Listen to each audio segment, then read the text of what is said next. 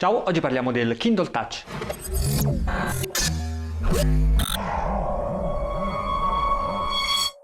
È l'ultimo ebook reader Amazon e il primo dell'azienda americana dotato di schermo touchscreen. È un 6 pollici con risoluzione di 600x800 pixel, comporta micro USB per caricarlo e per collegarlo ad un computer, con due altoparlanti sul fondo che servono per ascoltare musica, MP3 ma anche audiolibri, e con un jack da 3.5 mm appunto per collegare una cuffia o un paio di auricolari. Non c'è nient'altro, nessun altro tasto fisico sul telaio, che è tutto qua, tutto quello che vedete, e non ci sono neanche due tasti fisici per cambiare pagina. Tutto viene gestito comodamente e semplicemente attraverso l'interfaccia touchscreen. Lo schermo è lo stesso E-Ink Pearl usato nel Kindle 4, nel modello che tra l'altro ho recensito poche settimane fa. Abbiamo lo stesso identico contrasto, lo stesso pannello ovviamente antiriflettente, che assicura al solito un'ottima qualità di lettura. Kindle Touch costa veramente poco, ovvero $99 nella versione Wi-Fi con pubblicità, che poi in fondo vedete qua a fine pagina e quando mettete il dispositivo in stand-by. Bene, detto questo e prima di passare ai pregi e ai difetti, vediamo come si gestisce Kindle Touch. Abbiamo due modi per cambiare pagina e per visualizzare il menu. Tutta questa parte, la parte destra della pagina, ci permette di andare pagina avanti in questo modo.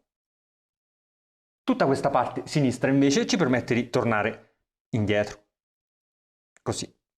Toccando in qualsiasi pagina la parte superiore, questa, abbiamo fuori il menu. Dal menu possiamo impostare la grandezza dei caratteri e abbiamo un'anteprima in tempo reale, cambiare il tipo di carattere e altri aspetti della formattazione. Possiamo anche decidere di andare con il Go To in una particolare zona, in una particolare pagina del libro, e possiamo effettuare una ricerca al solito utilizzando la piccola tastiera touchscreen che compare qua in basso. In più, per ultima, la parte menu, la voce menu, ci dà accesso ad un altro sottomenu dove possiamo regolare alcune cose relative al libro come bookmark, le note, la sincronizzazione delle pagine e via dicendo. Questo è il primo metodo di navigazione, Amazon lo chiama Easy Reach perché permette di cambiare pagina, di gestire il libro esclusivamente con una mano, quindi utilizzando soltanto una mano riesco ad andare indietro, ad andare avanti,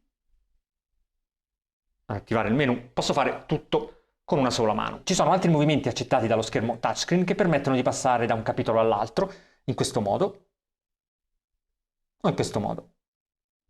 Il tutto cambia nella schermata iniziale perché per passare, per scorrere gli elementi presenti nella mia libreria non bisogna premere a destra o a sinistra come per cambiare pagina del libro, ma bisogna fare questo movimento verso l'alto o verso il basso.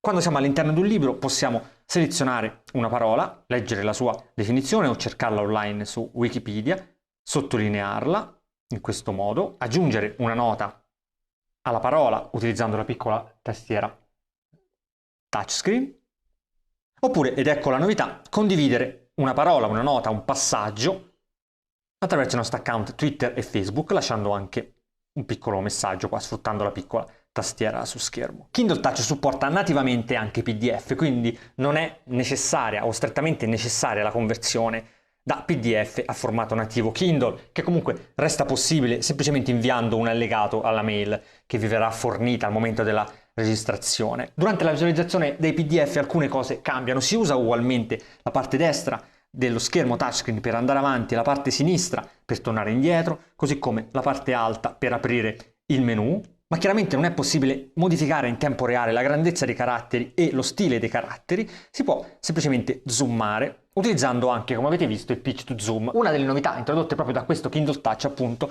è il supporto multitouch limitato, vi permette di fare questo genere di pitch to zoom che ricorda molto quello dei tablet, pur se la reattività ovviamente è quella che è, ma in ogni modo vi può restare molto comodo proprio durante la visualizzazione dei PDF. Preciso che una volta che siamo in modalità zoom di un PDF, per cambiare pagina dovremo necessariamente tornare indietro, perché i comandi laterali, alti e bassi, serviranno per passare poi da una parte all'altra del nostro documento, come tra l'altro segnalato anche dalle barre di scorrimento qua ai lati. Se facciamo un pitch to zoom su un documento non PDF, ci appare la finestrella che permette di regolare anche così in tempo reale le dimensioni del carattere.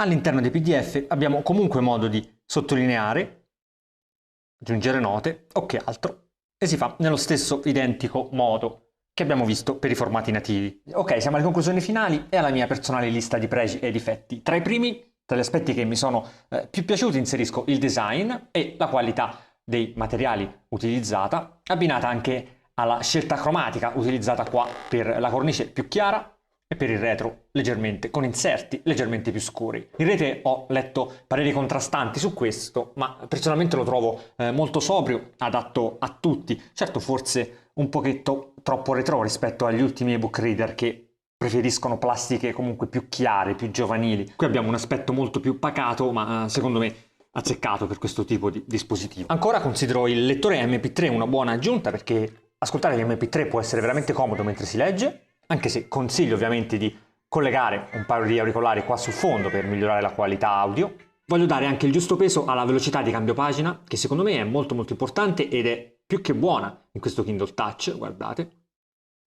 E considerare un ottimo prezzo l'offerta che lo vede a $99, quella che comprende la pubblicità, ma che vi assicuro non è affatto invasiva. Nell'elenco dei difetti invece dovrei inserire solo due aspetti. Il primo è la mancanza e l'assenza di bottoni fisici per il cambio pagina. Come abbiamo visto, tutto si gestisce con lo schermo touchscreen, ma avrei preferito, e credo anche di non essere l'unico a pensarla in questo modo, avere due bottoncini, due tasti fisici, due pulsantini qua ai lati per cambiare pagina senza dover per forza toccare lo schermo, un po' come succede nel rivale Nook Touch, che integra sia la parte touchscreen che due piccolissimi bottoni qua sui lati. La sorte vuole proprio che sia un pulsantino fisico il mio secondo difetto. Quello che vedete ripreso serve ad accendere, a spegnere e a mandare in stand-by il Kindle Touch ed è posizionato nella parte bassa del dispositivo. Il fatto è che sporge leggermente dal telaio. Questo significa che se io, mentre sto leggendo, vado ad appoggiare l'ebook reader su un piano, magari senza neanche fare troppa forza, ecco che il dispositivo si accende, si spegne o va in stand-by, senza il mio volere in pratica. Io avrei preferito che questa parte fosse leggermente più bassa, in modo da non portare il bottoncino qua